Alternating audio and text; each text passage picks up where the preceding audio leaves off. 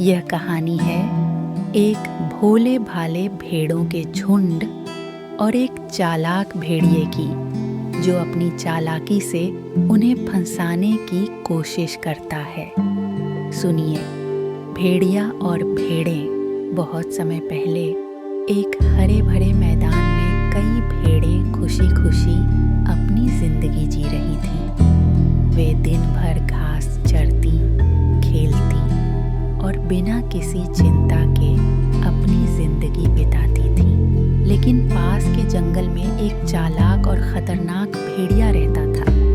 भेड़िया हमेशा इस ताक में रहता था कि कैसे वह उन भोली भाली भेड़ों को अपना शिकार बना सके। भेड़िया अक्सर सोचता, यह भेड़ें कितनी भोली हैं। अगर मैं इनमें से एक को दोस्त बना लूं तो बाकी को फंसाना आसान हो जाएगा। एक दिन भेड़िया भेड़ों के झुंड के पास आया।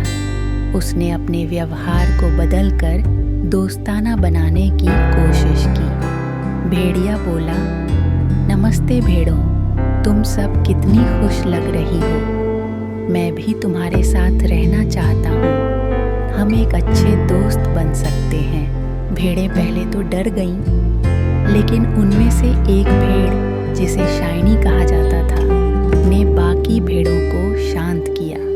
शाइनी ने कहा, अगर यह भेड़िया हमें नुकसान नहीं पहुंचाएगा तो इसे मौका देना चाहिए। भेड़ों ने सहमति जताई और भेड़िए को अपने झुंड में शामिल कर लिया। भेड़िया अब झुंड के साथ समय बिताने लगा।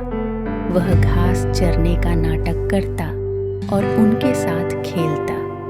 धीरे धीरे उसने भेड़ों का भरोसा जीत लिया। अंदर ही अंदर भेड़िया सोच रहा था, अब मैं इन्हें अपनी बातों में फंसाऊंगा और अपना मकसद पूरा करूंगा।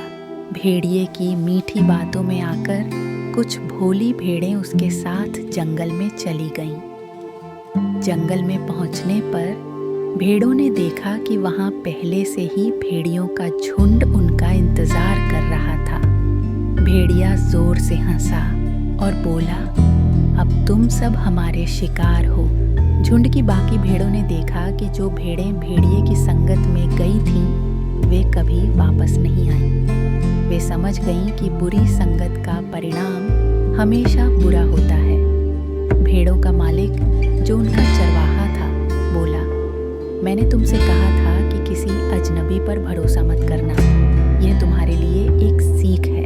उस दिन के बाद भेड़ें हमेशा सतर्क रहने लगीं और उन्होंने सीखा कि बुरी संगत से बचना ही सबसे सही रास्ता है। इस कहानी से हमें यह सीख मिलती है कि हमें हमेशा बुरी संगत से बचना चाहिए और सतर्क रहना चाहिए। ऐसी और कहानियों के लिए लाइक करें, शेयर करें और इस चैनल को सब्सक्राइब करें।